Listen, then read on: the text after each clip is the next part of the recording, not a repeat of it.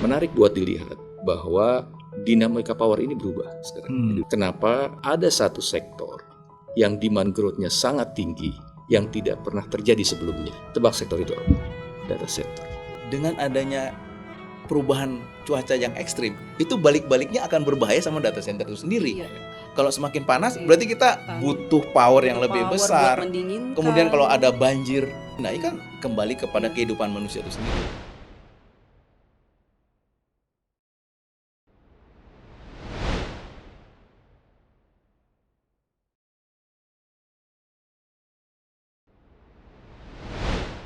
Halo semua, selamat datang di Podcast Nusantara by Nusantara Academy Season 3 Episode 3. Hari ini saya Jen Sulaiman selaku host untuk episode kali ini. Hari ini kita akan membahas topik yang sangat menarik, yaitu Powering the Future. Can data center go 100% green? Sekarang saya sudah ditemani Bapak Indrama YM Purba. Beliau merupakan CEO di Nutra DC Nexera Batam. Selamat pagi Pak Indrama.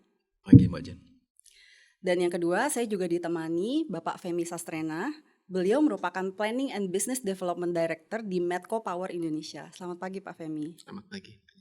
Sebelum masuk ke dalam topik, untuk audiens podcast Nusantara, jangan lupa untuk subscribe, like, komen, dan nyalakan tombol notifikasi di YouTube channel Nusantara Academy untuk mendapatkan edukasi dan informasi terbaru mengenai industri digital. Sebelum kita masuk ke diskusi lebih lanjut, saya ingin memperkenalkan sedikit mengenai narasumber kita pada hari ini. Yang pertama adalah Bapak Indrama YM Purba. Indrama YM Purba adalah seorang profesional berpengalaman dengan rekam jejak lebih dari 25 tahun dalam perencanaan strategis, analis investasi, dan pengembangan bisnis di sektor telekomunikasi, satelit, dan data center. Memulai karir di Telkom Indonesia, beliau telah meraih berbagai sertifikasi industri yang menunjukkan keunggulannya dalam memimpin proyek Nutra DC Nexera Batam. Proyek hyperscale data center yang tengah dibangun di kawasan Kabil Industrial Estate, Kota Batam, Indonesia. Sebagai CEO Nutra DC Nexera Batam, Indrama berperan penting dalam upaya memposisikan perusahaan sebagai data center hub di Kota Batam yang berfokus pada green solution, hyper-connected, dan infrastruktur AI-ready yang memenuhi standar internasional. Lalu selanjutnya, Bapak Femi Sastrena. Femi Sastrena adalah seorang profesional berpengalaman dengan rekam jejak lebih dari 30 tahun di sektor energi, khususnya sektor kelistrikan dan migas di kawasan Asia Pasifik. Memulai karir di Jakarta, beliau melanjutkan profesinya ke Singapura dan US sebagai konsultan senior, bergabung dengan Wood Mackenzie, Asia Pasifik, dan PricewaterhouseCoopers Singapura. Pada tahun 2012, Femi kembali ke tanah air dan bergabung dengan grup Medco untuk memimpin beberapa divisi strategis, antara lain sebagai Kepala Divisi Komersial Medco E&P Indonesia, Kepala Divisi Portfolio Manajemen Medco Energi Internasional, dan Medco Power Indonesia. Saat ini beliau berposisi sebagai Director and Chief Commercial and Business Development Medco Power Indonesia. Medco Power adalah perusahaan pembangkit listrik swasta, Independent Power Producer, IPP, dengan portfolio di sektor pembangkit panas bumi, surya, air, natural gas, serta O&M di berbagai lokasi di Indonesia. Saat ini Medco Power bekerja sama dengan Telkom Indonesia dalam mengembangkan data center di Batam.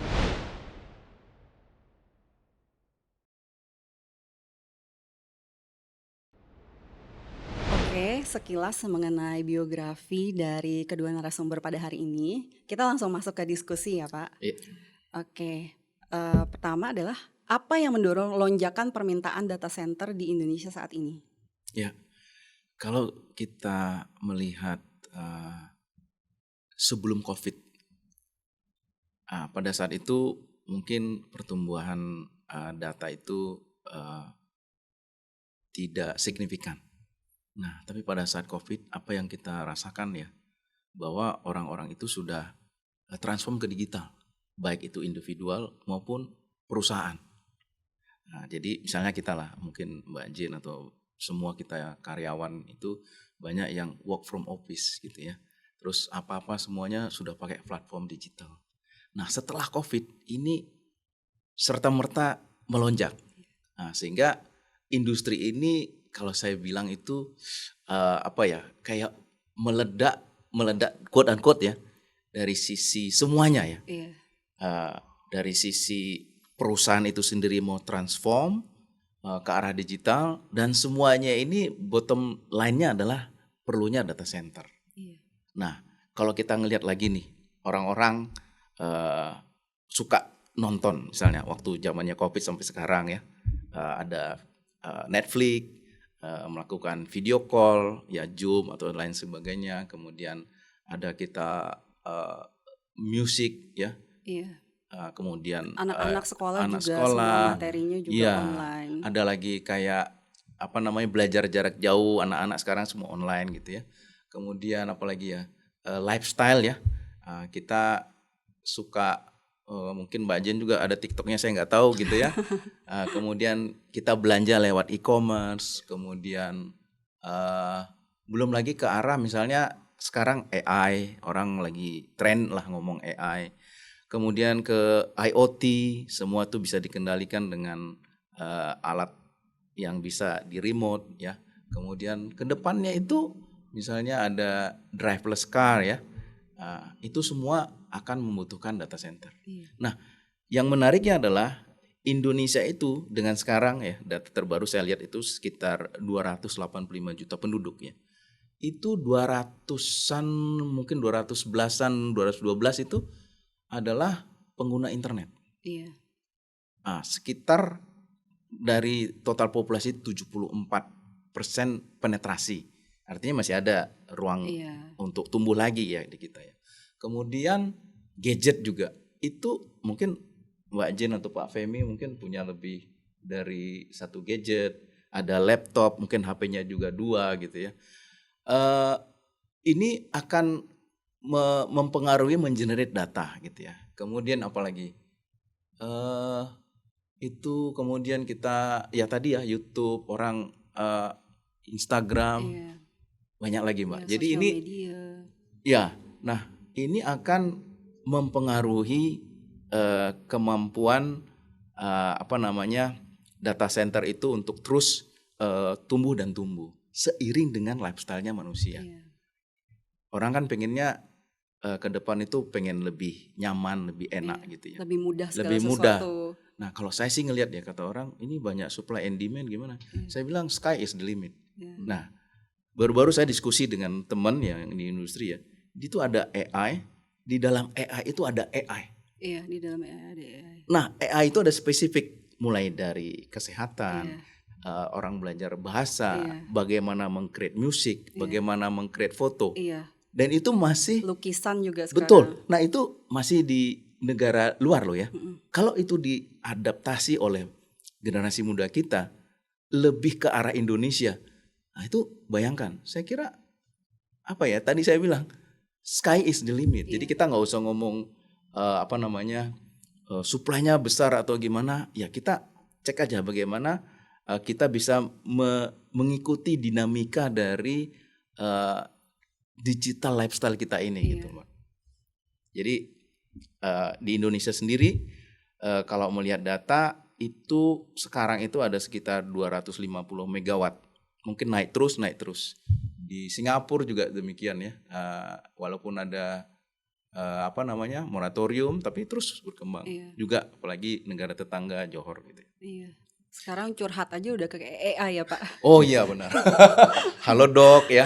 Atau mungkin ada psikologi Iya. yang kita semuanya sudah. Tugas gambar semua tinggal tanya ke AI. Iya. Saya pikir ini kayak semacam apa ya, kalau dari penjelasan Pak Indra kan kayak fenomena baru ya gitu. Iya. Betul. Jadi bukan suatu traditional market yang the only growth adalah dengan jualan lebih banyak, tapi enggak gitu. Ini cabang-cabangnya bertambah terus. Iya. Betul, Pak. Dan yang Pak Indra Betul. sampaikan tadi adalah cabang-cabang yang terus berkembang. Iya, yang Tadi sebelumnya nggak pernah kita pikirkan sebelumnya gitu. nggak pernah dipikirkan, apalagi ya buat yang tradisional, yang metodologinya memang yang selalu mengikuti yang pola-pola sebelumnya gitu Iya. loh.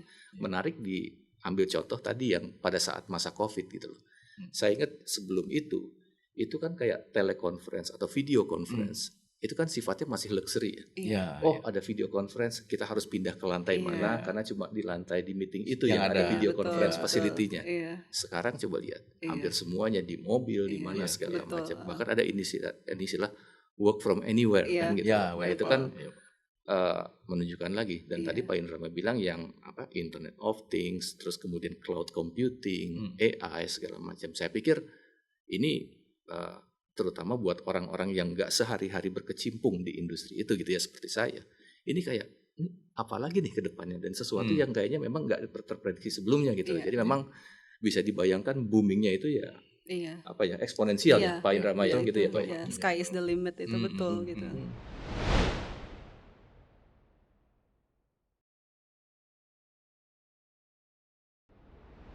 Oke, saya mau tanya, seberapa besar moratorium pembangunan data center di Singapura mempengaruhi pasar regional? Jadi kalau saya melihat ya Mbak, dia dulu mengumumkan moratorium. Tapi backgroundnya apa sih gitu ya? Karena mereka kan negara yang space-nya terbatas. Nah, mereka sudah mulai berpikir lah, ini kita space terbatas, bagaimana kita mensiasati, artinya harus lebih efektif, efisien ya. Kalau di kita kan orang bangun data center kan nggak perlu macam-macam lah, nggak perlu bidding ya. Kalau di sana kan harus bidding, CFA.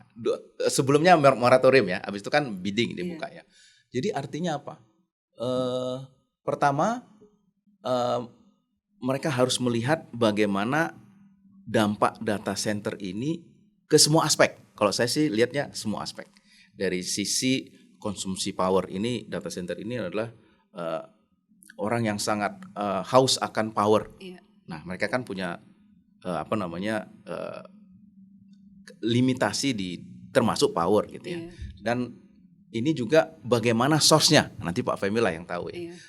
Power itu harus ke renewable supaya tidak mempengaruhi lingkungannya dia. Kemudian di data center ini juga ada kebutuhan air. Nah, ini semua mereka pikirkan gitu ya. Tapi coba kalau kita ngelihat sekarang dia buka lagi CFA 1 ya. Call for application. Itu yang sudah diberikan awardnya 80 mega. Sudah ada pemenangnya. Dan ini dibuka lagi. Artinya apa? Kalau saya ngelihat mereka masih mau bahwa dialah Singapura lu pengen tetap menjadi digital bisnis, digital hub. Nah, artinya apa? Ini menjadi suatu suatu trigger atau suatu elemen yang membuat bangsa itu tetap ke arah tadi ya, kita ke arah transformasi digital, kan semua lifestyle arah ke sana, digital ekonomi ya. Artinya ini semua mensupport GDP dan semuanya yang terkait dengan ekonomi gitu ya. Jadi kalau menurut saya pertama ini tetap mereka selektif dari sisi mereka sendiri, tapi ini juga menjadi opportunity bagi kita surrounding country-nya ya, termasuk Malaysia, termasuk kita yang paling dekat dengan dengan Singapura ya Batam gitu ya. Jadi menurut saya moratorium tapi kemudian dibuka lagi, artinya ya kita lihat aja ya Pak Femi, mungkin Pak Femi suka golf ya. Mereka kan sebagian lapangan golf udah di-convert. Iya. Jadi mereka memang mau gitu, berharap punya, tapi lahannya terbatas, sumber dayanya terbatas. Iya. Nah, inilah yang menjadi opportunity bagi kita sebenarnya ya. Suatu saat ya harus ke kita gitu. Harus ke surroundingnya karena keterbatasan tadi gitu ya. Gitu. Menurut saya sih. Saya pikir ini kasus klasik ya, di mana ya at the end semuanya kan punya keterbatasan ya negara, ya perusahaan, ya apapun itu gitu loh. Nah, Singapura ini memang kasus klasik karena memang space-nya terbatas. Saya mau agak cerita sedikit dari sisi powernya gitu loh. Jadi sebelum mungkin data center ini booming, Singapura tuh oversupply dari sisi power. Jadi kalau ini terminologi power nih ya sedikit. Ada yang namanya reserve margin. Reserve margin itu artinya berapa besar cadangan yang dibutuhkan sehingga listrik itu cukup aman secure lah, reliable, untuk beroperasi, secure gitu ya. Jadi katakanlah kayak cadangan aman gitu kan gitu. Itu biasanya rule of thumb itu 30-40% gitu loh. Jadi kan listrik ini kan nggak bisa di storage ya. Jadi kan tapi kalau pada saat kita nyalain lampu harus sudah ada gitu kan gitu. Oke, start stop. Nah, 30-40% aman. At some point Singapura itu 80%. Gitu. Jadi memang lebih dari cukup dan itu kan inefisiensi. Nah, tapi along the way dalam waktu yang tidak terlalu lama, itu jumlah itu turun terus sehingga masuk dalam batas yang aman tadi gitu loh. Nah, saya melihat salah satu kontribusinya adalah significant growth di dalam data center ini. Terbesar di Asia Tenggara, salah satu yang fenomenal di Asia Pasifik, dan mungkin top 5 untuk dunia ya Singapura dalam hal kan memang secara umum infrastruktur segala macamnya di sana kan solid ya gitu. Security Dan itu segala macam. konsum powernya dari seluruh power nasional Pak 7%. 7%. Oke. Kalau dilihat lagi per kapitanya itu mereka yang paling tinggi watt per kapitanya. Ya. Nah, itu sekitar 100 lah. Iya. Ya, dan kembali ke poin tadi bahwa pada saat reserve margin 80%, mungkin pemerintah Singapura oke-oke aja gitu kan, masih aman-aman. Tapi once itu sudah mulai menipis, tar dulu. Itu ada decision yang harus diambil, kan juga ada sektor lain, industri, service, pharmaceutical, segala macam. Nah, ini adalah choice yang diambil oleh pemerintah Singapura karena mereka juga harus lihat limited resource yang ada. Contohnya di sini adalah power. Di samping itu kan ada air yang dari Malaysia segala macam. Nah, ini bagaimana nih alokasinya gitu. Makanya menurut saya itulah cikal bakal kenapa keluarnya moratorium untuk sedikit membatasi sambil kayak wait and see. Sambil tentunya nanti ada peraturan tambahan katanya efisiensinya harus ditingkatkan. Ya tujuannya untuk itu ya. Boleh memproduce, boleh menjadi center buat Southeast Asia dan Asia Pasifik. Ya tapi resourcesnya kelihatan juga agak dijaga karena harus bagi-bagi dengan sektor lain yang ingin tumbuh kembang di negara tersebut. Dan pemerintahnya itu sudah mengeluarkan roadmap Green Data Center. Jadi bagaimana syarat-syarat untuk membangun data center supaya mereka lebih efisien, kemudian menggunakan green energy supaya pengaruh iklimnya atau polusinya rendah, kemudian juga air termasuk karena mereka ya kan sekarang kan mereka juga desalinasi ya, itu convert air itu sangat penting ya, itu juga salah satu kriteria di roadmap Green Data Center. Jadi pemerintahnya serius nih, sudah sampai segitunya. Karena mereka untuk gedung-gedung komersial pun kayak high rise itu mereka saling berlomba mengumpulkan green building pointnya itu. Nah itu kalau nggak salah namanya di BCA ya, Building and Construction Authority. Mereka juga punya kriteria bagaimana bangunan itu bukan certified ya, diberikan sertifikasi ya. Certified sih Pak. Ada Green macam-macam, Building ada yang platinum, ada yang gold gitu ya. Nah itu juga merupakan konsideran ya, bukan hanya data centernya sendiri pakai tapi termasuk buildingnya, bangunannya itu. Keseluruhan material dari si bangunannya itu juga harus sudah certified green building. Mengapa Batam menjadi salah satu lokasi strategis untuk spillover demand dari Singapura? Ya, pertama kalau kita bangun data center ada tadi ya syarat-syarat ya. Pertama power, kemudian water, dan tidak kalah penting adalah connectivity. Artinya kalau dia tidak ada connectivity, ya ini namanya cuman storage atau hard disk lah yang gede gitu ya. Nah, antara Singapura dengan Batam, kita di situ sudah ada subsea cable 12, kemudian terus bangun ya, mungkin yang under construction itu ada 3. Jadi antara Singapura sama Batam itu connectivity-nya itu latensinya kecil. Nah, latensi kecil inilah yang membuat salah satu Batam itu menarik untuk spillover gitu ya. Kemudian kalau saya ke depan lagi ya, saya ngelihat Batam itu salah satunya lokasi yang di luar Ring of Fire. Indonesia kan punya banyak gunung berapi ya, itu salah satu syarat untuk memilih site di data center itu adalah yang aman. Ya kita tapi bukan mendahului Tuhan ya. Nah itulah salah satunya gitu ya, ada connectivity, air, power, kemudian aman dari natural disaster. Nah itu yang membuat Batam itu adalah salah satu alternatif choice untuk spillover dari Singapura. Saya pikir jadi kayak semacam natural step gitu ya, Pak. Betul, Jadi Pak. Satu lokasinya dekat, connectivity-nya ada, jadi ya naturalnya adalah Batam, Johor dan sekitarnya yang coba mengambil momentum ini gitu ya. Dan lahan juga masih cukup luas ya di sana ya. Iya. Apa tantangan terbesar dalam membangun data center di Batam dibandingkan dengan lokasi lain? Nah, Ya ini kalau bicara tantangan pasti tetap ada tantangan. Kembali lagi ke data center itu sendiri, membangunnya kan tadi perlu power. Mungkin Pak Femi yang lebih tahu kebutuhan pembangunan data center, power di Batam itu seperti apa gitu. Kemudian air seperti apa. Nah ini yang menjadi tantangan lah. Ya kalau sekarang itu kalau saya ngelihat masih aman ya. Tapi ke depan ini harus menjadi perhatian, termasuk connectivity. Nah kita harus sebanyak-banyaknya mengundang network provider untuk connected. Bukan hanya dari Singapura ke Batam, tapi nanti dari Batam ke Jakarta, ke daerah-daerah lain di Indonesia. Sehingga ini yang menjadi syarat data center itu eksis lah, harus ada. Harus ada gitu. Apalagi tambah lagi bahwa kita itu di daerah tropis, lebih panas, bukan di utara atau selatan yang mereka ada salju itu ya, ada free cooling lah istilahnya.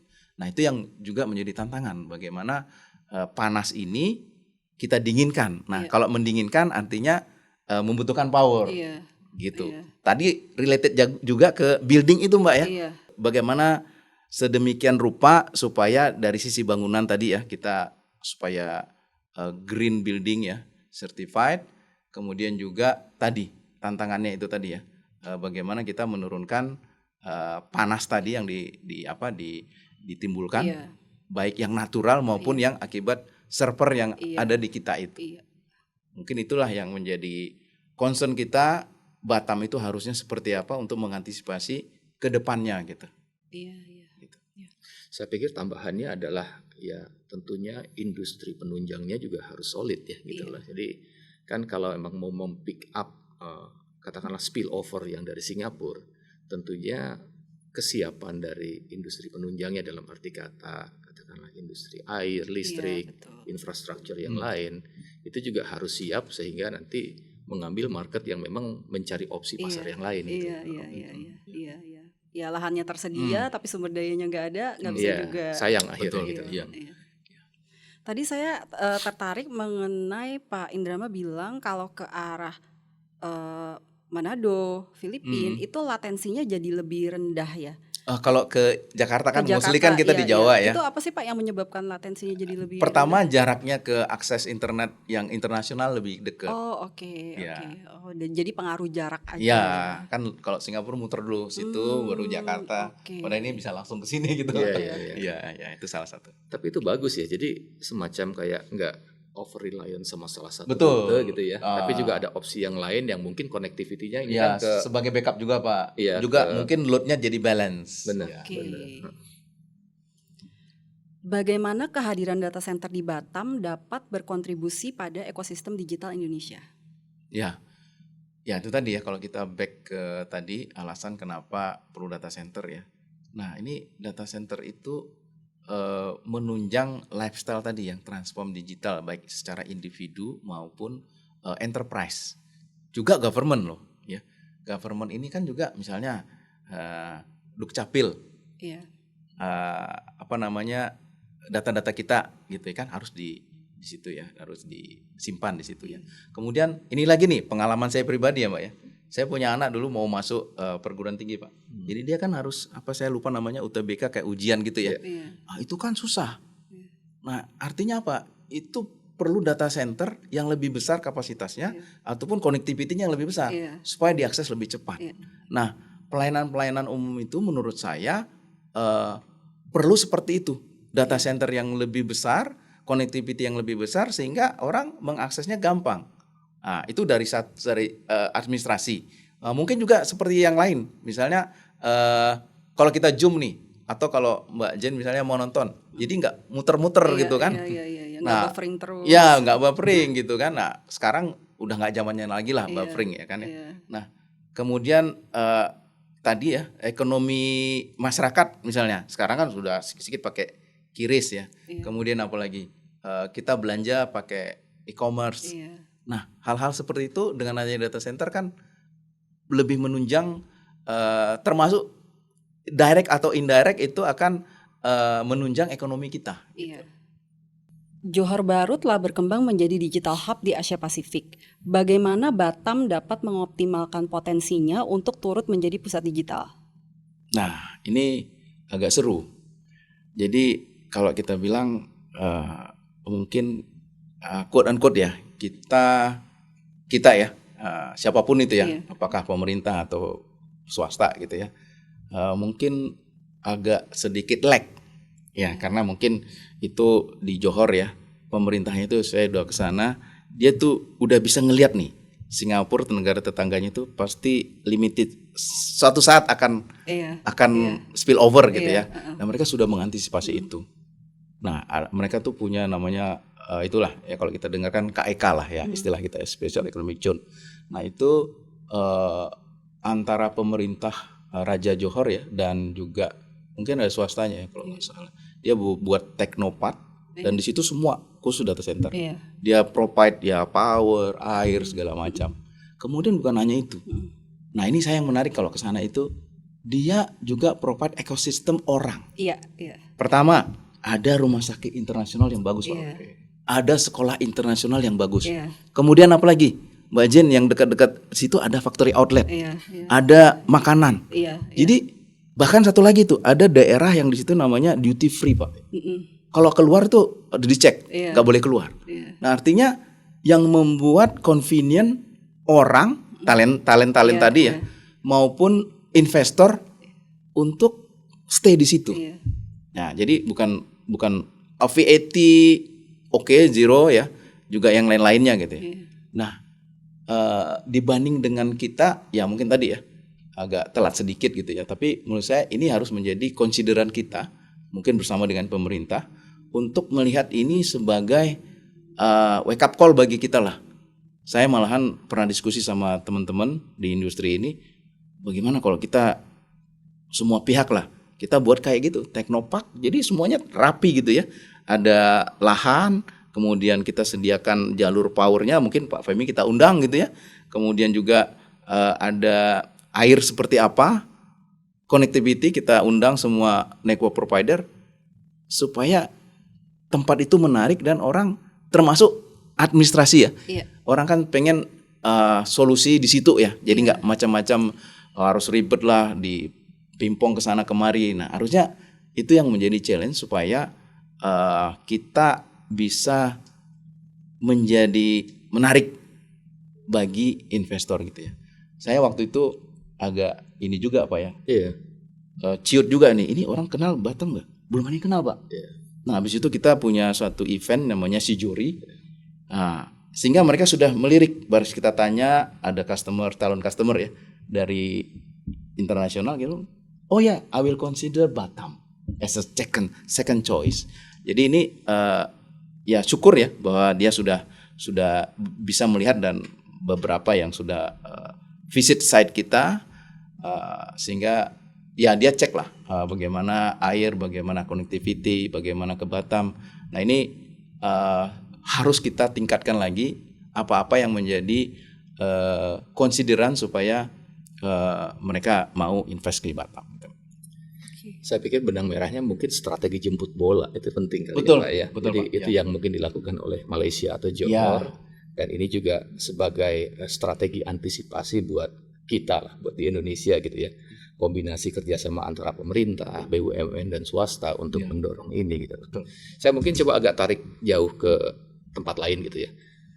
Saya observe apa yang terjadi di US gitu loh. Nah, ini kenapa menarik, karena ini kebetulan kan relatif masih awal-awal tahun, biasanya tuh ada kayak semacam kilas balik apa yang terjadi di 2024 gitu loh. Nah, waktu itu juga saya salah satu kontributor di sana, kita melihat apa sih fenomena yang ada di dunia gitu loh, di sisi power dan renewable gitu loh. Sorry, ini agak langsung kita belok sedikit gitu ya. Nah, menarik buat dilihat bahwa dinamika power ini berubah sekarang di dunia ini.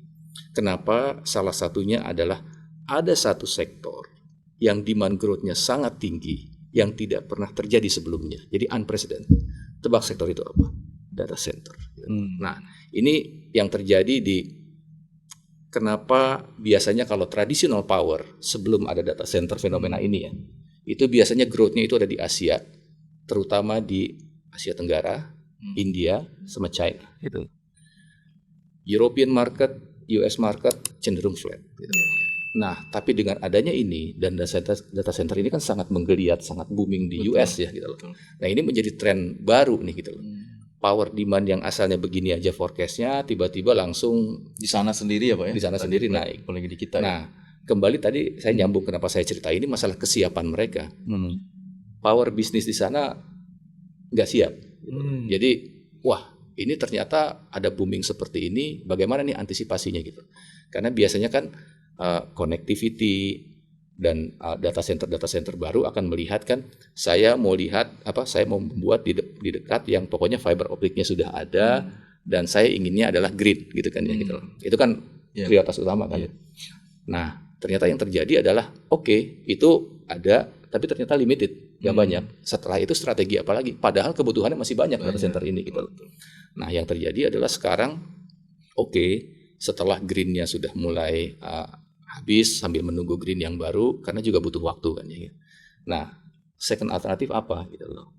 Nah, larinya ke gas. Pembangkit gas. Makanya sekarang fenomena bahwa kalau kita lihat harga komoditi Henry Hub di sana agak sedikit naik, terus kemudian juga pembangunan PLTGU pembangkit gas itu juga di mana cukup naik, plus infrastruktur juga yang saat ini di sana memang relatif belum siap. Nah, fenomena yang menarik di sana Pak Indrama adalah sekarang gini deh sekarang katanya. Kan kita pengen renewable. Renewable tentu nggak mungkin dibuat di daerah yang padat penduduknya, say New York gitu misalkan. Jelas nggak mungkin. Atau LA in centernya kan nggak mungkin gitu. Jadi mulai ke daerah Midwest kayak semacam Minnesota, Nebraska, Ohio mungkin gitu loh. Terus kemudian Michigan, daerah-daerah tertentu yang memang panasnya kuat. Lahannya ada, dipasang solar PV di sana. Nah, kemudian data centernya jemput bola. Again, ini jemput bola tapi jemput bola yang lain gitu loh. Nah, ini ada fenomena seperti itu sehingga tumbuh. Tapi apa sih benang merahnya? Ya ternyata memang booming di satu sektor ini diantisipasi oleh sektor lain. Cuma tentunya ada cara-cara yang mungkin nggak sempurna gitu ya, bahwa semua ini ada, tapi ya sektor-sektor pendukungnya itu mencari cara gitu nanti untuk gimana nih saya menjemput bola, mengambil manfaat atau opportunity yang ada dari booming data center ini gitu. Mungkin saya menambahkan itu aja, tapi jadi saya rasa bukan isu spesifik untuk katakanlah Batam, Johor atau siapa, tapi memang kita pemain industri, pemerintah tentunya dituntut untuk kreatif gitu ya. Bagaimana kita cepat ini dan ujungnya apa sih? Bagaimana kita mengembangkan ekonomi setempat sebenarnya kan, ekonomi nasional ini. Betul, Pak. Dan menurut saya untuk cerita renewable energy itu Indonesia tuh salah satu sumber yang potensialnya besar ya. Betul, sangat dibandingkan besar. negara lain yang sekitar kita ya. Betul. Akan sayang sebenarnya kalau ngomong-ngomong statistik gitu ya. Renewable kita itu angkanya tuh ribuan gigawatt gitu ya, 3.000, 4.000 gigawatt segala macam. Itu sangat besar, besar ya. jauh melebihi dari apa yang dibutuhkan oleh Indonesia. Tapi kan renewable juga kan punya karakteristik. Satu, resource base. Jadi nggak bisa, saya mau renewable-nya datang dong ke sini segala macam, nggak bisa. Harus yang mendekat potensinya di mana, dan Indonesia pun secara umum ya, kalau melihat renewable katakanlah tadi 3.000 4.000 gigawatt loh itu, 3.000 4.000 gigawatt. Nah, potensi terbesar ada di solar PV, geothermal, wind, air gitu ya. Nah, rule of thumb-nya buat Indonesia adalah geothermal itu Sumatera, Jawa, ring of fire. Solar PV hampir ada di semua daerah di Indonesia tentunya, tapi makin ke kanan makin panas. Wind itu biasanya datang dari bawah, dari Australia, tapi nanti tergantung dari seasonality-nya ada lagi nanti. Dan kemudian PLTA ada di daerah-daerah tertentu ya, tentunya kayak di Jawa Barat banyak mini hydro yang kecil-kecil gitu ya, dari sungai, dari apa. Atau di Sulawesi juga banyak kan dengan Poso dan sebagainya. Nah, ini menarik tentunya untuk dicermati mana yang paling potensial, tapi juga harus dilihat kan, ini kan matching antara potensial resource atau supply dengan demand yang ada kan gitu. Betul. Demand dalam arti kata data center gitu. Tapi kan data center juga butuh kriteria tertentu kan tadi kan, bahwa lokasinya harus Lokasinya. connectivity segala macam. Nah inilah makanya kenapa salah satunya Pak Indra sama saya ini kerjasama untuk mengembangkan proyek antara Telkom dengan Medco Power untuk yuk kita cari-cari di mana nih kira-kira yang potensial. Nah kebetulan proyek kita di Batam kita develop karena kita lihat itu daerah yang potensial. Luar biasa ya di Indonesia ini ya sebenarnya Iya. semuanya tuh udah Ada. tersedia gitu, bisa dikelola menjadi sumber Ada. daya yang renewable ya. Betul. Dan jangan lupa ada elemen intermittency dari renewable. Karena kan matahari hanya di siang, jam 10 sampai jam 2. angin hanya tertentu. Iya. Gitu. Iya. Jadi nggak bisa standalone. Ya tentunya bisa ya. Ada storage Bisa. atau di mix ya Pak? Ada storage, tapi saat ini kan dengan teknologi yang ada, at the end kan cost benefit ya. Kalau costnya harganya berapa, apakah kita mau lari ke sana, ataukah kita dengan cara blending dengan listrik dari PLN. katakanlah. Iya. Nah itu ada strategi-strategi khusus juga yang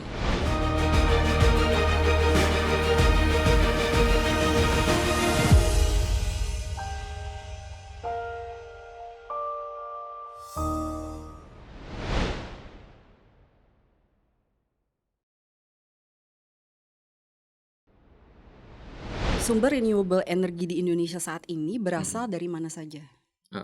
Nah, tadi kan mungkin sekilas saya sudah sebutkan ya, tapi menarik tentunya untuk dicermati ini adalah saya ngomong tentang konteks Indonesia, terus nanti saya lari ke Batam gitu ya. Nah, tadi Indonesia kan blessed sama renewable yang besar gitu ya. Gitu. Unfortunately, utilisasinya masih sangat rendah. Jadi kalau di power itu ada istilahnya namanya renewable mix. Artinya berapa besar porsi renewable terhadap total power yang ada di Indonesia dibandingkan dengan power dengan renewable, gas, coal dan sebagainya gitu ya. Nah, angkanya tuh masih berkisar antara 11-12%. Gitu. Padahal target pemerintah itu di sekitar 25%. Nah, sebagai rule of thumb atau referensi umum gitu ya, kalau ngelihat berapa sih sebenarnya renewable mix yang pantas, tentunya nggak ada satu standar gitu ya. Tergantung dari ya negara tersebut punya sumber apa, potensinya digunakan berapa besar, dan bagaimana penerapannya dari sisi kebijakan pemerintah dan sebagainya. Tapi kalau secara umum Asia Tenggara itu mungkin sekitar 10-20%, 10-20, 25% ada gitu loh. Terus terang Indonesia behind dibandingkan dengan Thailand, dibandingkan dengan Malaysia, dibandingkan dengan Vietnam gitu ya. Nah, tapi kalau negara-negara Eropa itu levelnya udah 50%-an gitu, antara 40-60% mereka udah renewable base gitu loh. Nah, tentunya menjadi PR buat kita semua gitu ya. Bagaimana kita mengoptimalkan dengan tadi itu karakteristik renewable yang khas. Satu, resource base, lokasinya nggak bisa kita tentukan. Yang kedua adalah intermittencies gitu. Nah, salah satu yang perlu dilakukan adalah selain kebijakan gitu ya, adalah pengembangan infrastruktur pendukung. Dalam arti kata transmisi sama distribusi. Jadi kalau memang lokasinya jauh ya kalau ada TNB yang memadai gitu ya, connectivity-nya jalan, nah itu jadi bisa connectivity power tuh Pak Indra. Jadi in addition to connectivity di telekomunikasi gitu ya, ini connectivity di sisi powernya. Jadi menyambungkan intinya adalah demand dan supply. Tentunya kalau memang ideal, wah saya ada demand center di sini, I wish sebelahnya ada lahan kosong yang available, saya pasang solar PV dipasang. Bisa itu kejadian. Dan Medco Power melakukan itu di grup sendiri waktu itu di Sumbawa ya. Dengan grup Aman Mineral di mining operation kita pasang solar PV 26 megawatt peak, itu salah satu terbesar di Indonesia. Nah, tapi kan itu mungkin one of a kind gitu loh. Nah, pertanyaannya seberapa cepat itu bisa kita replicate. Nah, itu kita masih cari-cari. Tapi mungkin yang lebih praktikal solusinya adalah itu tadi connectivity melalui infrastruktur transmisi dan distribusi. Gitu. Jadi, nah itu di Indonesia untuk renewable mix.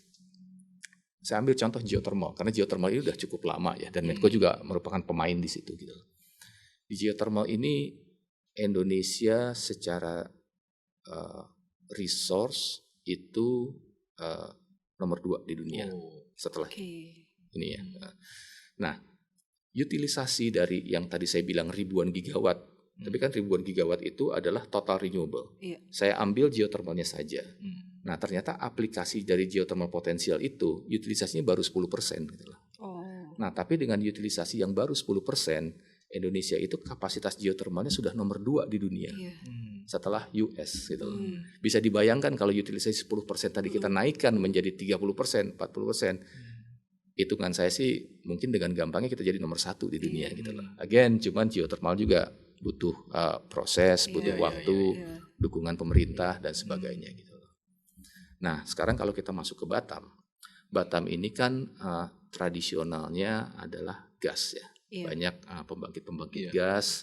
Di sana PLN juga majority gas. Ada sedikit mungkin coal sama diesel, tapi sifatnya lebih membantu.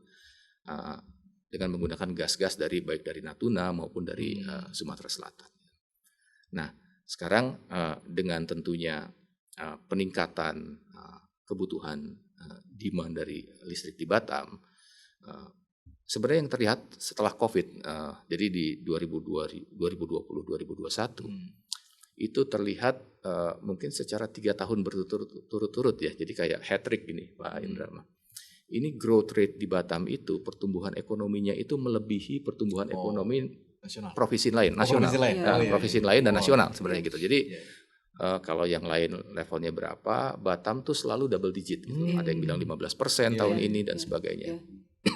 Tapi bottom line-nya adalah pertumbuhan ekonomi ini naturalnya akan diikuti oleh pertumbuhan akan kebutuhan energi kan gitu kan. Powernya gimana gitu loh. Nah, terlihat di situ kebetulan Medco Power juga sudah 20 tahun berbisnis di Batam. Kita punya 3 pembangkit dan saat ini kita ada proyek tambahan untuk membangun lagi 39 megawatt yang insya Allah akan COD di tahun ini.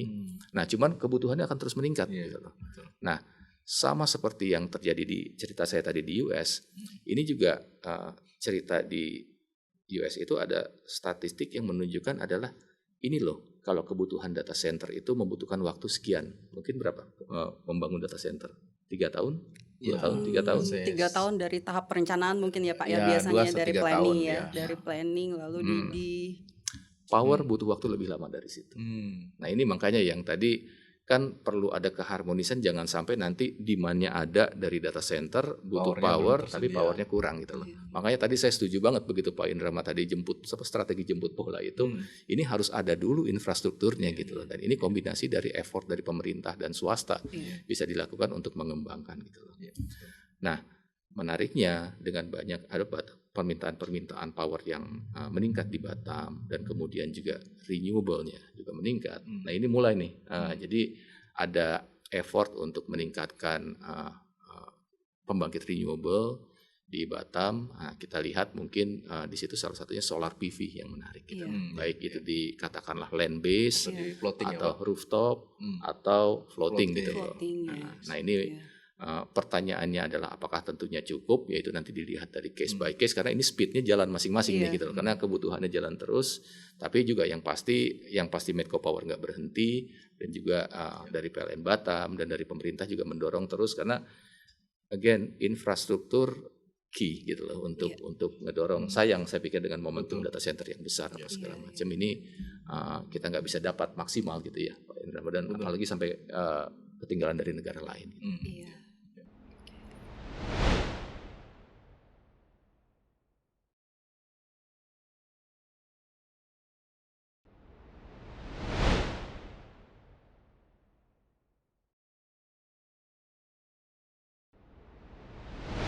Bagaimana strategi dalam mencapai keberlanjutan energi di data center Batam? Ya, saya pikir nanti untuk strategi data centernya dari Pak Indrama mungkin ya. Tapi dari saya mungkin melihatnya ini Batam secara power supply terus berusaha untuk meningkatkan. Gitu. Jadi tentunya pengembangan saya lihat ya pengembangan dari pembangkit gas yang baru dan juga renewable yang baru, terutama dalam hal ini solar PV terus ditingkatkan gitu loh. Ini kerjasama tentunya diorganisir oleh PLN Batam, bekerja sama dengan swasta, Medco Power salah satunya. Kita juga terus berusaha untuk meningkatkan pasokan tadi gitu. Karena kan kita juga harus menjaga tadi yang reserve margin itu kan. 30% itu harus terjaga, apalagi industri seperti data center ini kan reliability-nya nomor satu kan Betul. gitu loh. Iya, Jadi Pak. reliability, security dan sebagainya gitu loh. Nah itu yang kita dorong lebih lanjut. Kalau data centernya strateginya ada strategi khusus tadi pertanyaan budget ya. Ya, sebenarnya kalau data center kita sebelum ke arah renewable ya Mbak ya, kita juga harus bagaimana konsumsi power kita tuh seefisien mungkin Iya. ya. Dengan melakukan seefisien mungkin kan artinya kita sudah mereduce tadi ya Iya. resource power yang butuh di belakangnya itu tadi yang belum renewable Iya. gitu ya. Kedepannya kita willing banget gitu ya. Nah tantangannya adalah tadi mungkin sudah dijelaskan Pak Femi nih butuh di mana sih sumber-sumbernya. Itu pertama. Kedua untuk sekarang masih agak lebih mahal ya Pak ya. Masih sedikit lebih mahal. Iya, tapi iya. ini- Tapi ada yang mau beli, ada yang mau. Iya. Nah ini yang kita Oke. mungkin dia udah perusahaan yang Iya. sudah benar-benar sangat memperhatikan lingkungan gitu ya. Iya. Ada yang mau gitu ya. Iya. Nah ini kalau seperti itu kita juga akan ini kan antara demand sama supply nih. Iya. Bagaimana supaya kita menemukan mereka ini ya. Iya, iya. Dia bilang saya mau renewable energy. Oh, Pak Femi ready nggak? Iya, iya, Ini iya. kita harus match. Walaupun sebenarnya agak lebih mahal, tapi Iya. mereka nggak ada masalah. Iya, Ya. iya. Dan menurut saya di Batam juga sudah banyak seperti itu industri ya, bukan hanya data center ya. Iya, Sudah iya, mulai betul. orang memikirkan atau sudah bahkan menggunakan ya Iya. hal-hal misalnya pakai floating Iya. yang solar panel, Iya, iya, solar ya PV ya, Iya. dan gas tadi ya sudah arah ke sana gitu. Iya. Data center menurut saya juga kalau saya sih ya akan sebisa mungkin, semaksimal mungkin, seoptimal mungkin kita pakai renewable energy gitu. Iya, iya. Ya kalau melihat kondisi lingkungan saat ini sih sepertinya kita nggak ada pilihan ya. Kedepannya tuh kita harus ke arah renewable ya semuanya Iya, ya. iya. Nah tapi yang tadi itu malah jadi memang biayanya justru lebih tinggi ya. Ya. Saya pikir gini yang terjadi ya. Kan kita lihat target net zero gitu ya. Itu kan banyak di Diumumkan announce ya sama pemerintah, sama perusahaan-perusahaan gitu. Dan termasuk juga perusahaan teknologi kan gitu, Iya. RE100 dan sebagainya gitu. Nah, komitmen mereka untuk go green gitu ya, untuk dialirkan listrik, listrik bersih, listrik hijau itu tinggi gitu loh. Jadi kita lihat fenomena itu terjadi. Again, saya ambil contoh di US karena ini memang relatif lebih mature market gitu ya. Itu dan memang dengan posisi bahwa green power ada premium price gitu ya gitu loh. Nah ada premium price, tapi tentunya dengan ada teknologi advancement yang ada sekarang menjadi harga yang menarik. Dan juga perlu dilihat benefit yang diterima oleh perusahaan-perusahaan tersebut. Karena satu mengenai meeting the commitment, terus kedua juga mungkin juga again komitmen ke shareholders. Dan ini yang menjadi menarik juga sekarang kan financing juga ada yang sifatnya financing untuk perusahaan-perusahaan yang memang fokus ke green oriented katakanlah. Jadi misalkan powernya di sini katakanlah slightly ada premium tapi ada competitive financing, overall package-nya menjadi hal yang menarik. Plus customer juga ada customer yang memprioritaskan enggak, saya hanya mau disuplai oleh yang green oriented supplier katakanlah, hal-hal seperti itu. Kita juga banyak dilihat di Indonesia ini mulai gitu loh, walaupun memang dimulai oleh perusahaan yang katakanlah ada European companies atau Japanese companies yang mulai bicara ke Medco Power gitu. Gimana kalau kita di provide sama green power, karena memang Medco Power ini kan fokusnya sama gas dan renewable kan gitu. Jadi kita memang arahnya ke clean karena kita ngelihat gas sebagai transisi sebelum ke renewable. Dan renewable ini kita lihat ke depannya adalah orang larinya ke sana. Jadi diskusinya ke arah sana, tentu apakah jadi 100% hari ini atau minggu ini atau tahun ini ini adalah long process sebenarnya gitu loh. Bahwa tadi itu PR bahwa satu bagaimana mematchingkan antara demand supply. Bagaimana mengimprove atau terus mengembangkan infrastruktur transmisi sama distribusi gitu kan. Yang ketiga tentunya kerjasama dengan pemerintah, BUMN dan swasta, katakanlah berbagai macam bentuk insentif dari pemerintah untuk mendorong, karena industri kan masih baru nih gitu. Jadi kalau itu udah berkembang, kalau itu udah maju dan service company udah banyak, nah itu udah industri yang katakanlah bisa dilepas sendiri kan sebenarnya kan gitu. Nah itu mungkin ceritanya. Apakah dengan semakin banyak supply and demand data center, demand energi di data center ini juga ikut meningkat? Ya, tentunya. Pasti. Tentunya. Nah, menariknya dengan makin banyak demand di data center, tentunya demand terhadap renewable juga meningkat kan. Nah, ini fenomena yang harus ditangkap kata saya. Gitu loh. Bisa dibayangkan, Indonesia dapat spillover dari Singapura, generally data center booming, berarti kan demand-nya ada gitu loh. Bukan sesuatu yang sifatnya angan-angan atau ini.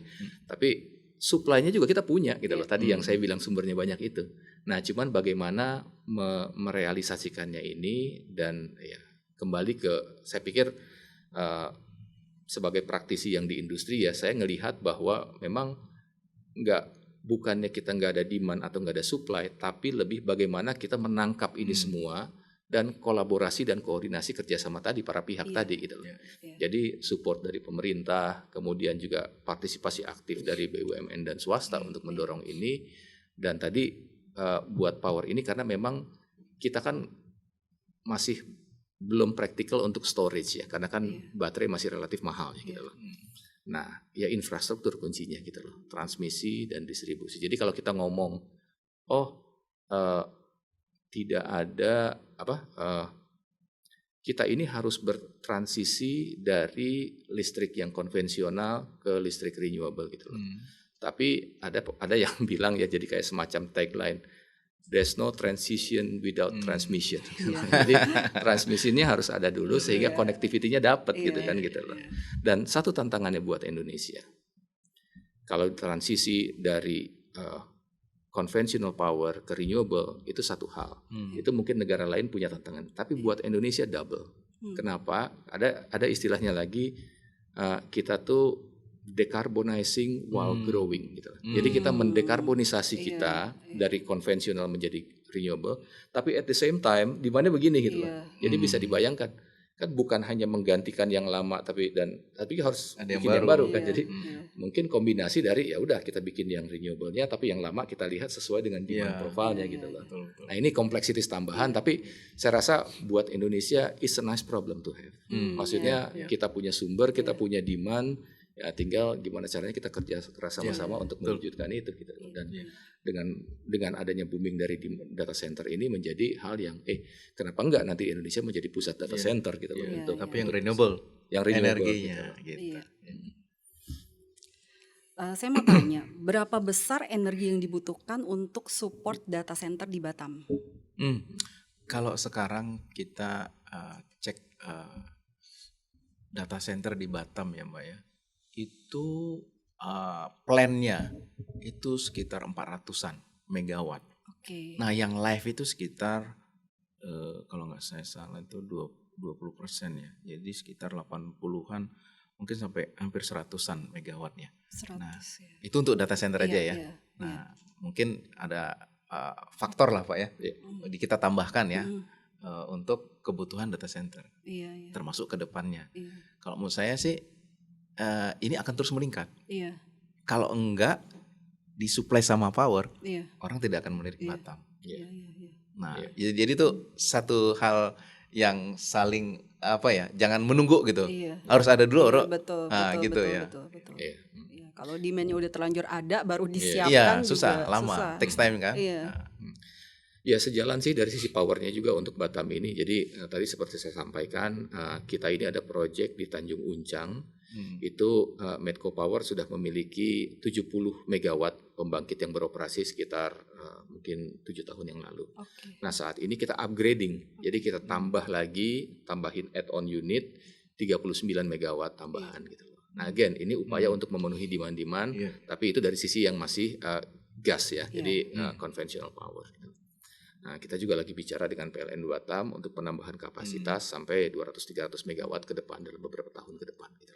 Di samping itu renewable juga kita terus lihat potensi-potensi kombinasi rooftop, kombinasi dari waduk yang merupakan floating gitu ya, atau mungkin di daerah lain yang kita lihat. Gitu. Jadi saya pikir memang ya inilah yang harus kita lakukan untuk merespons growth dari Batam yang beberapa tahun ini selalu double digit gitu ya. Dan tadi tambahan megawatt capacity yang dibutuhkan, dan itu yang disebutkan Pak Indrama ini hanya dari data center aja gitu kan. Belum industri yang lain gitu kan.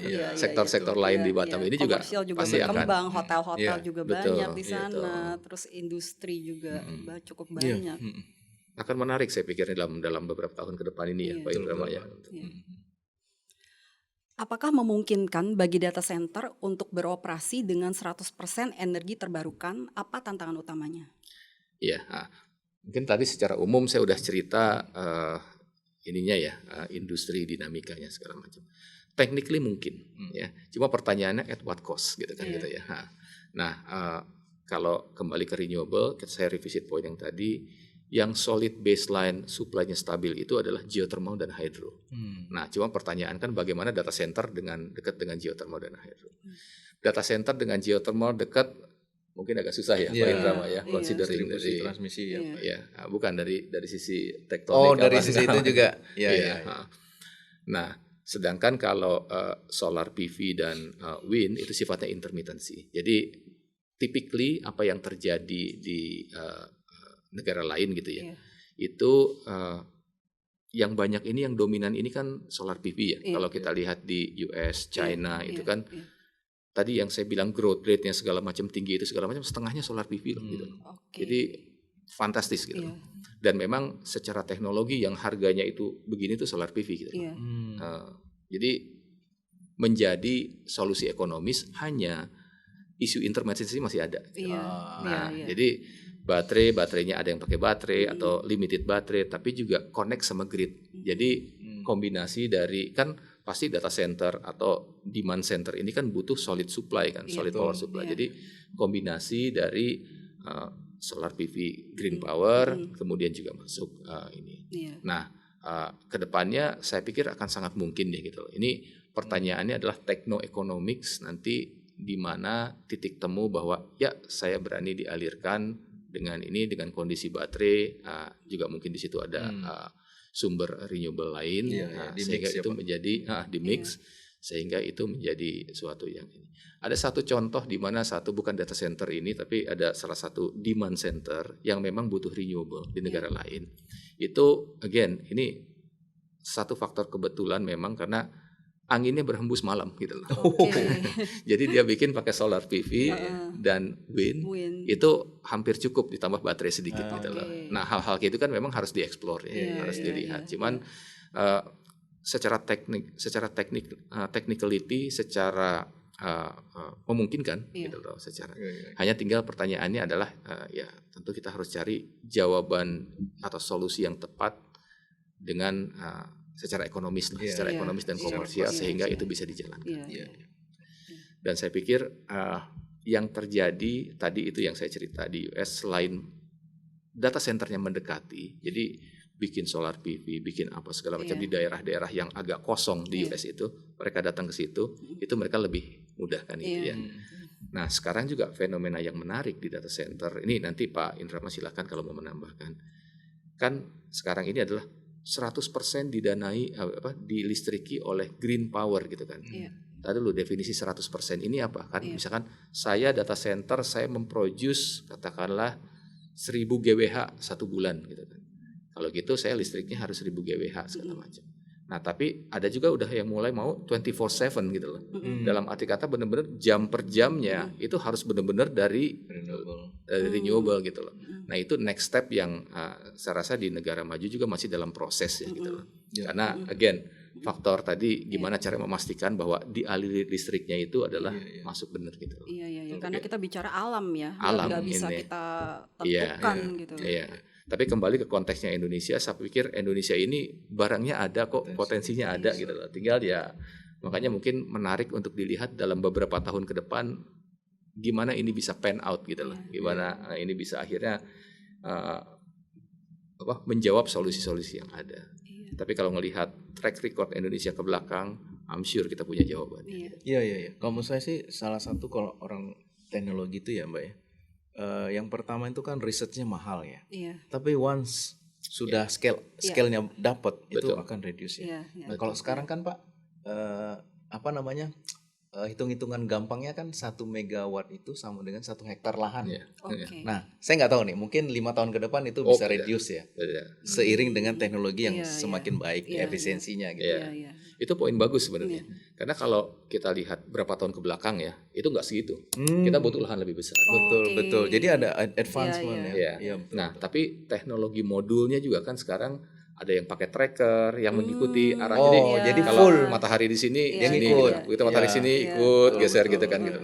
Nah, juga ada yang bifacial. Jadi ada yang atas bawah. Karena ternyata bawahnya juga panas kan gitu. Betul. Nah, ada pakai lapisan apa di bawahnya memantulkan. Jadi berusaha untuk mendapatkan every single GWH untuk di project. Berbagai sisi jadi ya yang udah bisa. intermittennya udah makin kecil ya, sudah Kecil. lebih panjang. Dan asalnya gini gitu ya. Jadi mungkin agak lebar gini dan ininya mungkin akan tinggi gini juga gitu. Jadi ya tinggal gimana caranya ini di capture dengan teknologi yang lain. Apakah baterai, apakah tadi dengan smart grid dan storage segala macam.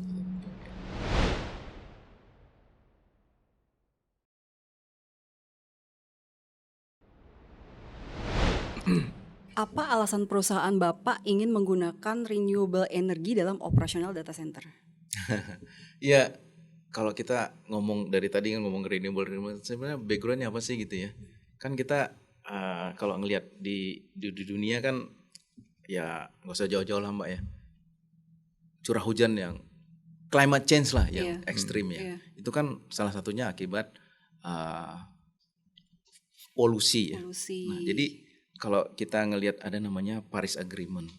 Nah, dia ada komitmen, tapi dia ngelihat nih karena ada global climate change yang suhu permukaan bumi, suhu di kita ini ya naik gitu ya.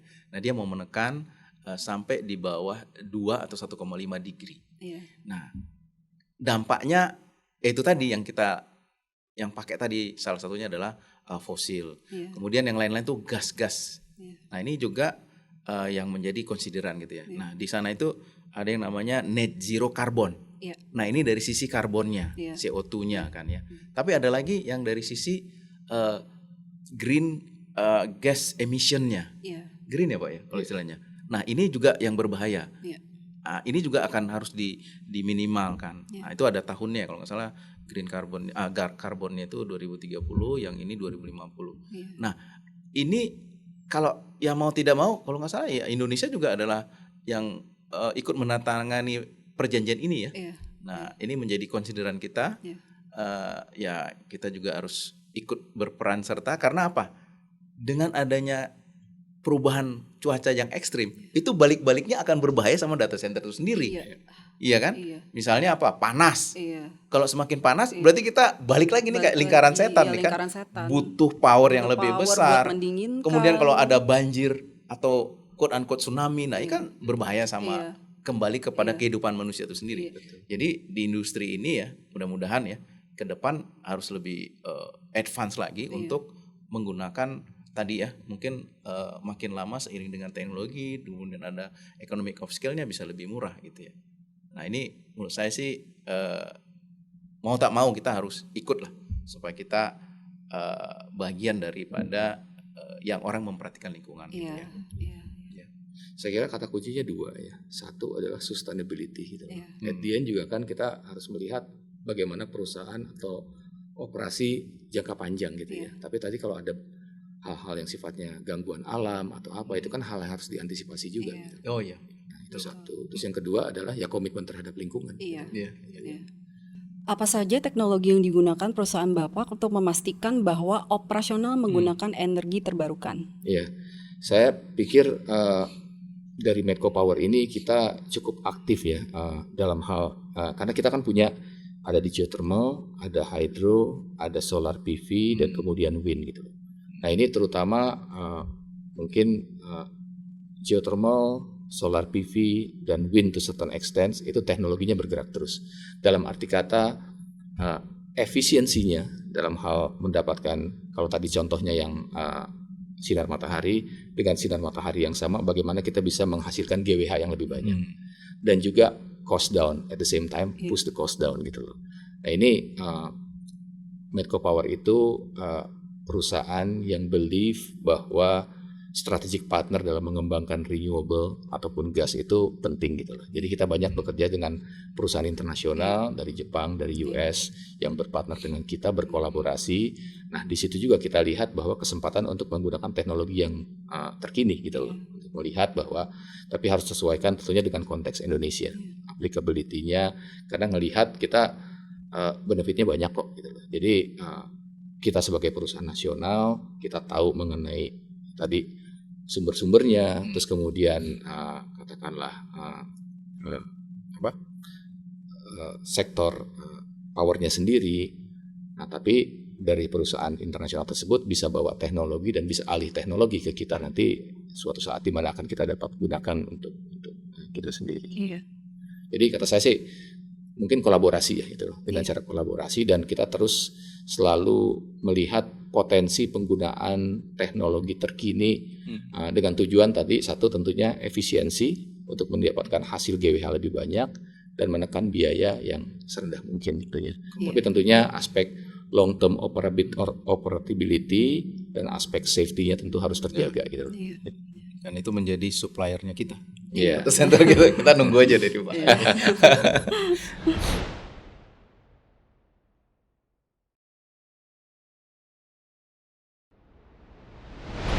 Bagaimana regulasi pemerintah Indonesia dalam mendukung transisi data center ke green energy? Nah, saya nggak tahu Pak Mimi ya, tapi kalau saya tahu, saya pengetahuan saya itu di Italia, Eropa ya, mereka sudah ada regulasinya untuk Eropa climate gitu ya. Nah itu mereka itu diaudit gitu ya, sudah berapa persen, dan kalau nggak salah itu ada insentifnya ya. Betul. Nah bisa nggak kita seperti itu? Nah menurut saya itu salah satu ya.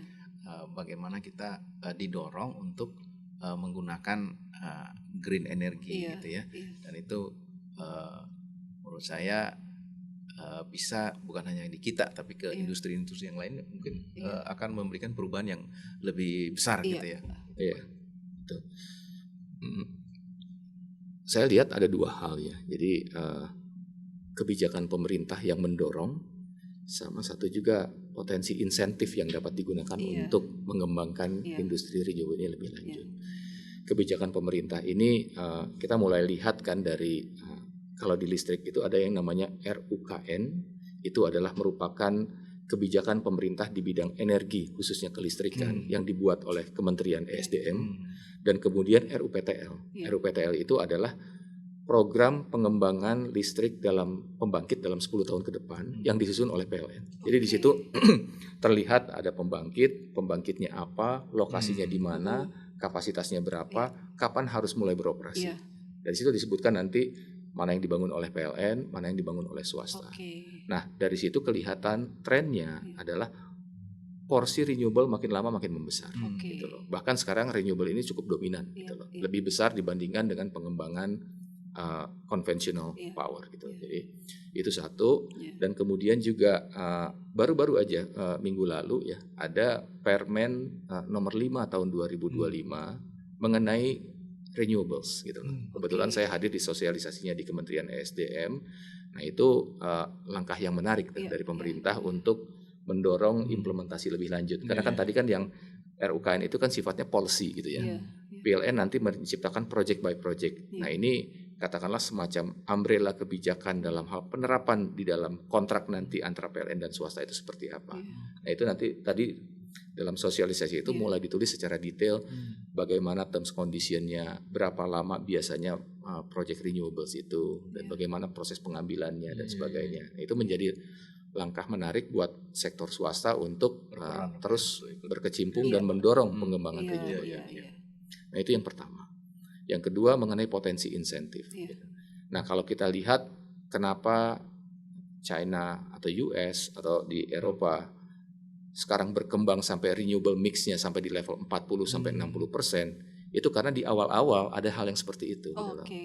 Di US yang terakhir yang mungkin paling gampang dicontoh adalah ada yang namanya IRA itu ya, Inflation Reduction Act gitu loh. Nah itu memang secara umum ya, itu kebijakan pajak, tapi di sektor renewable-nya itu ada. Jadi insentif, investment credit, atau kemudian tax rebate atau apa untuk perusahaan renewable, sehingga mendorong untuk dapat mengembangkan lebih lanjut. Tapi ya dengan industrinya tersebut sudah tumbuh kembang, tentunya ada kebijakan-kebijakan lain yang makin lama makin dihilangkan karena dianggap sudah bisa berdiri sendiri. Nah, tapi as a start, saya pikir itu penting buat dilakukan, dan bentuk dan formatnya mungkin bisa berbeda ya, tapi filosofinya bisa diterapkan gitu. Ya, saya rasa gitu. Ya, selain karena regulasi dan benefit-benefit tadi, menurut saya juga ya harus ada kesadaran ya dari semua stakeholder untuk menjaga lingkungan kita bersama juga betul. ya.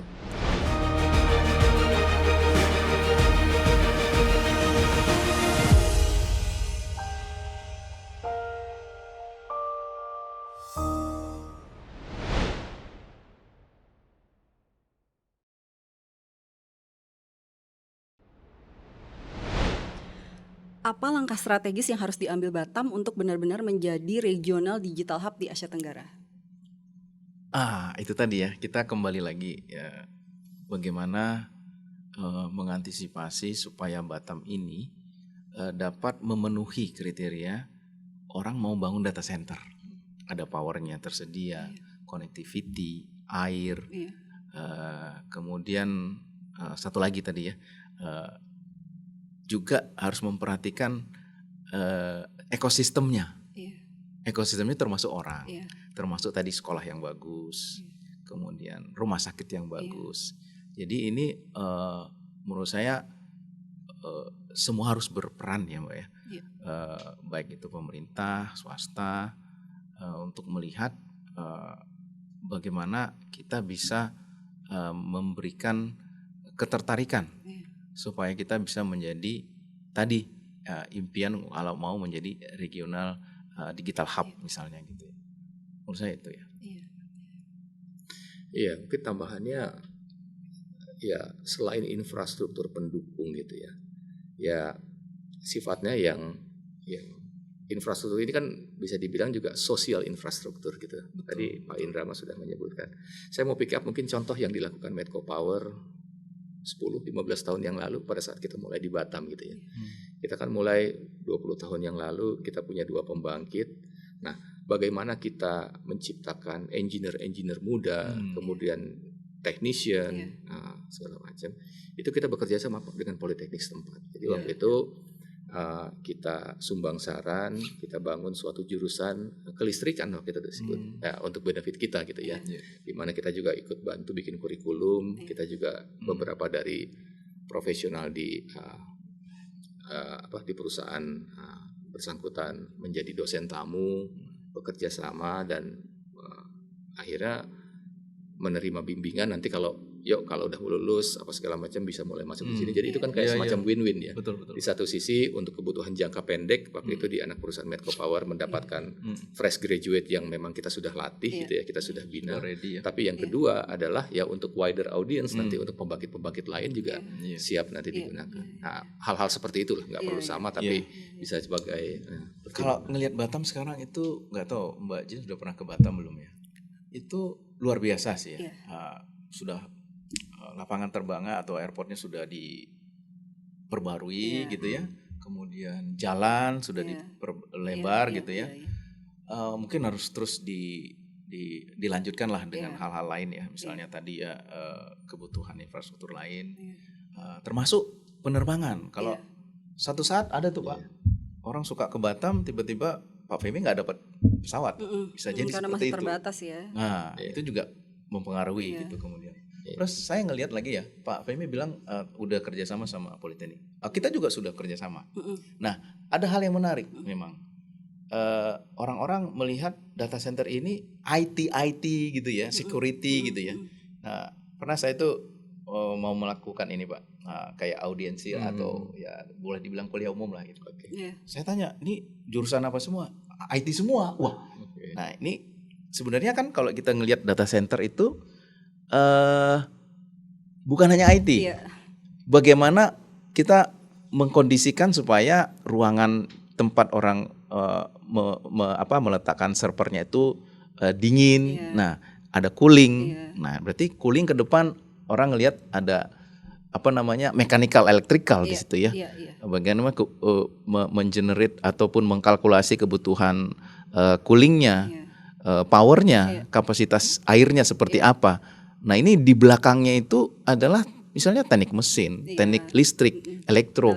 Nah, itu juga bahkan kalau kita ngelihat dari awal dia ada desainnya, ada arsitek, ada sipil yang mengetahui bagaimana kondisi tanah, struktur. Nah, ini sebenarnya multidisiplin. Iya, betul. Nah, Mencakup semuanya. iya, betul. Nah, ini menurut saya talent ini harus kita kita dorong supaya, bahkan saya dulu pernah ada ini direktur saya yang dari Telkom bilang, "Pak, harusnya Telkom punya university ada di sini," saya bilang. Jadi sebenarnya orang-orang politeknik itu sudah oke dengan jurusannya, mungkin di tweet karena di sana kan ada perusahaan-perusahaan asing yang sudah ada, perusahaan minyak ya Pak ya, perusahaan yang lain-lain industri ya. Tinggal men-tweet mindsetnya bahwa data center itu adalah yang critical mission facility yang harus 24/7.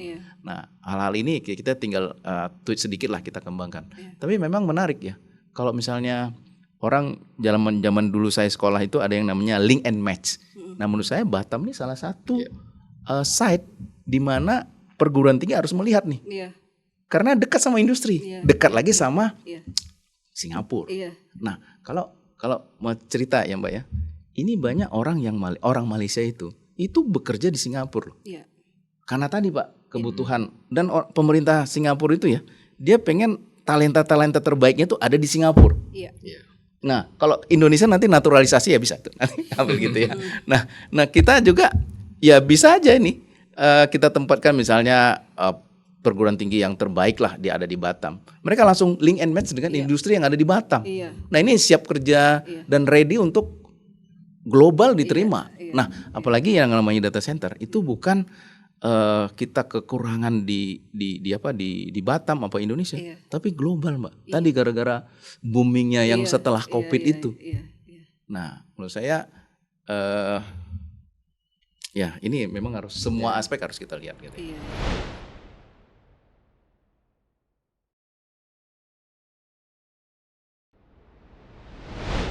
Pertanyaan terakhir dari saya nih sebenarnya sedikit banyak udah terjawab nih dari yang sebelumnya.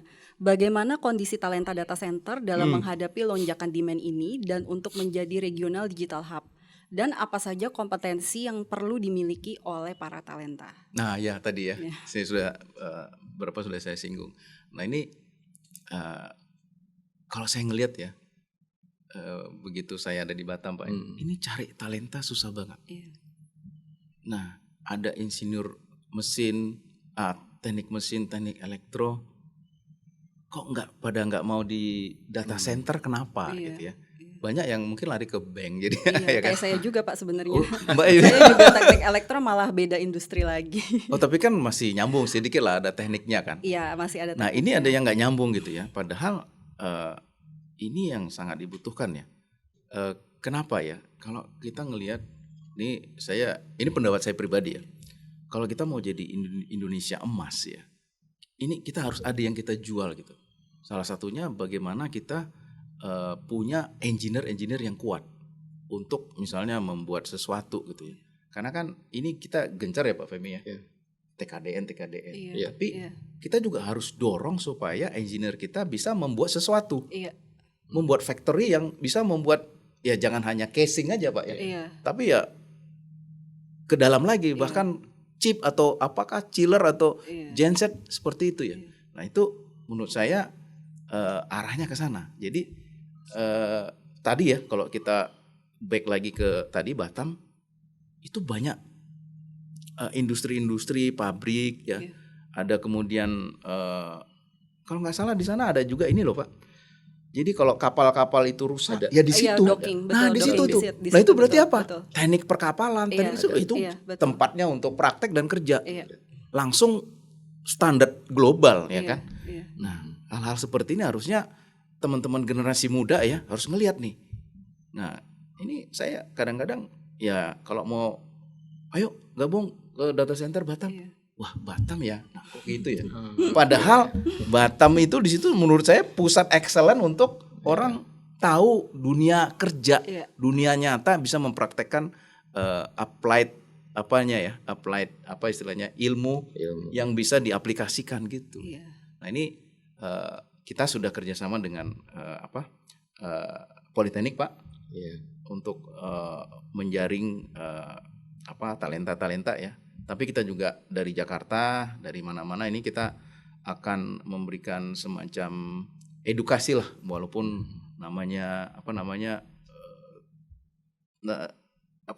salah satunya adalah ada namanya tuh kita teman-teman saya nih diundang untuk berbicara tentang data center gitu ya. Ini salah satu untuk mengedukasi mereka untuk lebih eager fokus ke engineering seperti apa, data center seperti apa gitu ya. Kemudian juga kita punya program ini ke depan kita ada semacam kurikulum tadi ya. Pak Femi juga sudah melakukan itu di Politeknik untuk data center. Kita tambahkanlah sedikit seperti kita juga punya program itu.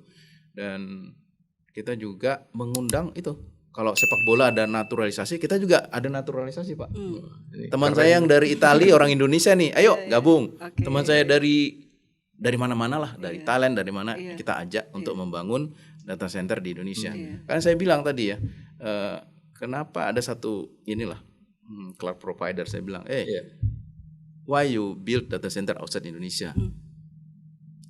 Since Indonesia has a lot of internet user social media, ya Indonesia tuh harusnya kamu bangun data center di Indonesia gitu. Nah tapi ya itu tadi, mari kita juga provide, ada power, ada connectivity, ada talenta, termasuk tadi sosial infrastruktur, itu sangat penting. Jadi orang misalnya ada kemudahan-kemudahan tapi sosial infrastruktur nggak dibangun, orang juga males gitu. Nah ini yang menjadi pertimbangan yang komprehensif supaya Batam ataupun yang dekat-dekat Batam lah, kita ada juga Bintan ya Pak, di Pak Femi ada di Bulan Island. Nah ini satu resource yang harus dipertimbangkan bagaimana membuat Batam dan sekitarnya menjadi menarik untuk menjadi regional digital hub gitu ya. Mungkin tambahan poin dari saya ya mengenai talenta ini Pak Indra sama saya ini kan tadi kalau dibacain di situ kan udah puluhan ya Pak ya tahunnya ya. Kita juga agak malu sebenarnya. Tapi poinnya gini, ini buat talenta muda sebenarnya, buat fresh graduate atau berapa tahun pengalaman, sebenarnya data center ini adalah salah satu opportunity. Karena saya personally melihat dengan pengalaman saya langsung segala macam, waktu saya kebetulan pernah tinggal 10 tahun di Singapura. Di situ saya konsultan Asia Pasifik. Jadi zaman saya muda dulu kelihatannya aja keren tinggal di Singapura gitu ya, tapi proyek saya itu di Bangladesh, di Pakistan, di Sri Lanka. Karena saya bidang energi dan infrastruktur gitu loh. Nah, disitulah justru pengalaman didapat gitu. Jadi bukan di kantor, bukan di apa segala macam. Setelah itu saya 3 tahun di US. Again, walaupun saya kelihatannya dibilang di US, tapi saya ke offshore, saya ke apa gitu ya untuk melihat apa segala macam. Justru proyek, dinamika, kesulitan, teknologi apa segala macam itu didapat di sana gitu. Jadi mungkin pesan saya buat talenta muda yang mendengarkan acara ini gitu ya. Jadi jangan takut buat kerja keras, jangan takut untuk berjuang gitu ya. Jangan takut turun ke lapangan. Jangan gitu takut ya, turun ke lapangan basah benar, gitu ya. Dan jangan takut salah gitu loh. Karena mumpung masih muda gitu loh. Jadi kesempatan buat belajar. Kesempatan buat belajar, dapat ilmu, dan percayalah kalau usaha itu nggak akan bohongi hasil ya katanya ya gitu loh. Dan saya pikir data center ini merupakan sesuatu yang menarik ya karena growing sifatnya gitu loh. Kalau growing itu kan berarti kan akan kesempatan atau opportunity akan tumbuh terus ya gitu loh nanti dengan mungkin ada kapasitas yang bertambah atau anak perusahaan yang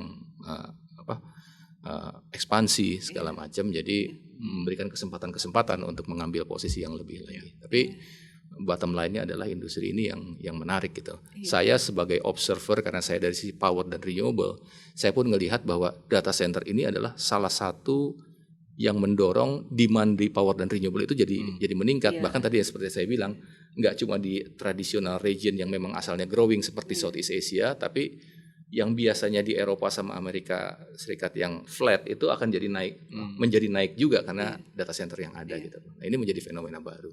Iya, dan sekarang karena pertama ya, kalau orang talent di data center itu skillnya dia dengan nanti ada akumulasi experience itu melekat embedded di dia, Iya.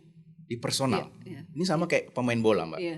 Jadi kalau orang pun misalnya Kemanapun dia kemanapun pergi gitu. itu laku. Iya, betul. Karena standar data center Iya. itu orang lain ngelihat, Iya. kalau apalagi kalau ada sertifikasinya ya, Iya. ditambah dengan pengalaman, Iya. orang akan hire, yuk, Iya. saya mau bangun data center di sini, Iya. ikut saya. Iya, meningkat terus Dan karirnya. itu bukan hanya karir, pasti juga Ya, salary-nya, mengikuti lah, Pak. salary-nya. Dan itulah yang terjadi fenomena di data center, Pak ya, bahwa itu karena lack of talent, Iya. orang jadi menghijack. Iya, betul. Betul kan? Betul sekali.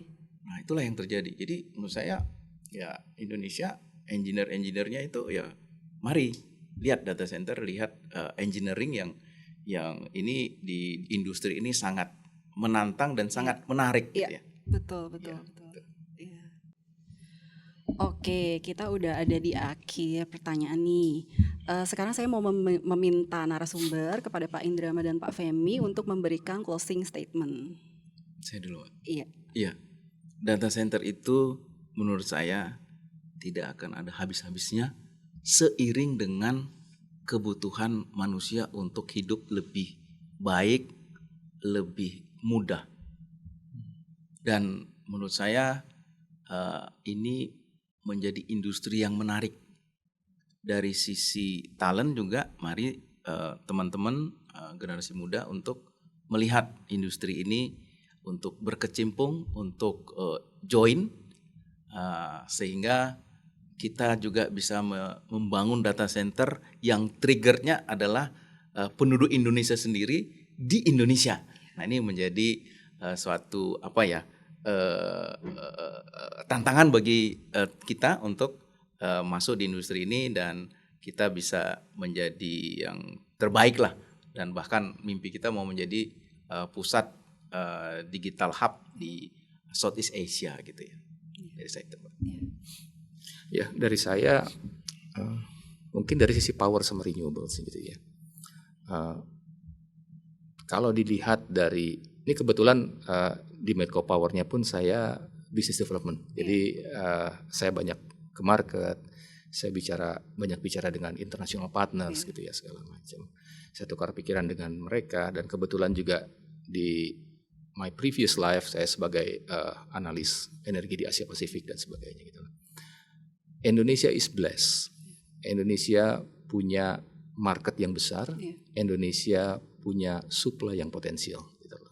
Nah, hanya saja memang itu menjadi PR untuk kita melakukan next step-nya, bagaimana kita meng-unlock potensial yang ada dan bagaimana kita merealisasikan ini demand-nya udah di depan mata nih, demand-nya udah berdatangan, data center, industri yang lain, yang kita banyak bicara juga ada shipping company, ada transportation, ada apa yang tolong dong kita mau pakai green power gimana caranya gitu. Itu banyak sekali pertanyaan terkait itu gitu. Nah, saya pikir ini kata kuncinya adalah kolaborasi. Saya pikir Indonesia is big enough, but I think we are strong enough to collaborate together gitu ya, untuk melihat bagaimana kita bisa mewujudkan hal ini buat Indonesia gitu. Jadi peranan pemerintah, kebijakan pemerintah, dan juga peranan dari BUMN dan sektor swasta untuk mewujudkan hal ini. Saya pikir prospek kedepannya cerah, saya pikir ya gitu loh. Untuk ini tinggal ya kita bagaimana kita bekerja keras untuk mewujudkan. Gitu. Iya. Mungkin itu Mbak Jen dari saya. Oke, terima kasih banyak nih Pak Indrama dan Pak Femi karena telah berbagi insight mengenai powering the future, can data center go 100% green. Nah, sebelum menutup episode kali ini, kita boleh ya memberikan salam unity. 1, 2, 3. Salam unity. Untuk audiens, jangan lupa untuk like, subscribe, dan menyalakan tombol notifikasi YouTube Nusantara Academy untuk menyaksikan episode selanjutnya yang pastinya selalu menarik dan penuh wawasan untuk kita semua. Sampai jumpa di episode podcast Nusantara selanjutnya. Bye. Menikmati podcast ini, Anda bisa dengarkan di mana saja. Temukan kami di Spotify dan jangan lewatkan episode selanjutnya. Cukup ikuti kami di Spotify Nusantara Academy. Selamat mendengarkan. Ingin terhubung dengan para ahli di industri data center? Bergabunglah dengan komunitas kami di LinkedIn Nusantara Digital Community untuk berkolaborasi, berbagi wawasan, dan tetap update terkait dunia digital saat ini.